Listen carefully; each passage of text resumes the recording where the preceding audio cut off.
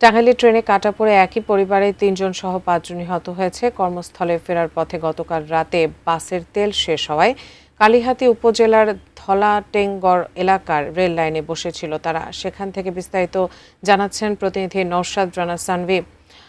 সানভি, যারা মারা গেছেন তাদের উদ্ধার অভিযানে কি বলছে কর্তৃপক্ষ? এছাড়াও যারা মারা গেছেন তাদের পরিচয় সম্পর্কে কিছু জানতে পেরেছেন কিনা? ধন্যবাদ। আমি এই মুহূর্তে আছি যেমনটি বলছিলেন ধলাটেঙ্গুর এলাকায় কালিহাতী উপজেলায়।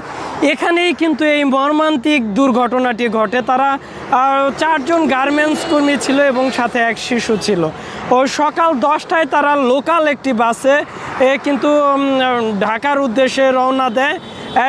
বাসটি কয়েক স্থানেই কিন্তু আসার পথে কিন্তু বিকল হয়ে যায়। পরবর্তীতে টাঙ্গাইল আসার পর এই কালিহাতীতে ধলাটেঙ্গুর আসার পর কিন্তু বাসের তেল শেষ হয়ে গেলে কিন্তু বিভিন্ন পাম্পে গিয়ে তেল আনার চেষ্টা করে বাসের হেল্পার।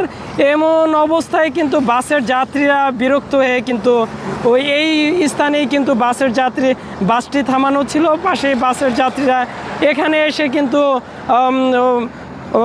চলাফেরা করতে থাকে এবং বসে কিন্তু সময় কাটাতে থাকে। এই সময় কিন্তু সিরাজগঞ্জগামী একটি ট্রেনে কাটা পড়ে তাৎক্ষণিক 4 জন গার্মেন্টস কর্মী এবং এক শিশু নিহত হয়। নিহতদের পরিবারের সাথে আমার কথা হয়েছে।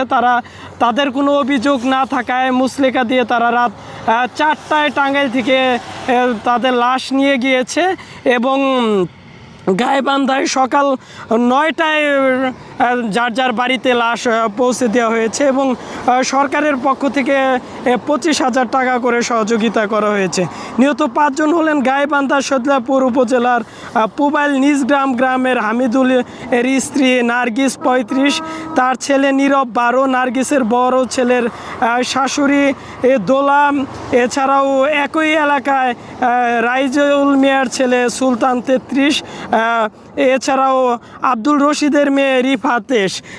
এই সব রেল ক্রসিংয়ে কিন্তু টাঙ্গাইলের 55 কিলোমিটার এই রেলপথে কিন্তু প্রায় 46টি রেল ক্রসিং রয়েছে।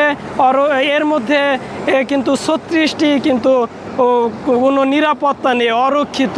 এছাড়াও এই সড়কে এই রেলপথে কিন্তু মাঝে মধ্যে এই দুর্ঘটনা হয়। সম্প্রতি 2 দিন আগেও কিন্তু এক মোটরসাইকেল নিহত হয়েছে। টাঙ্গাইল থেকে এই ছিল আমার কাছে সর্বশেষ।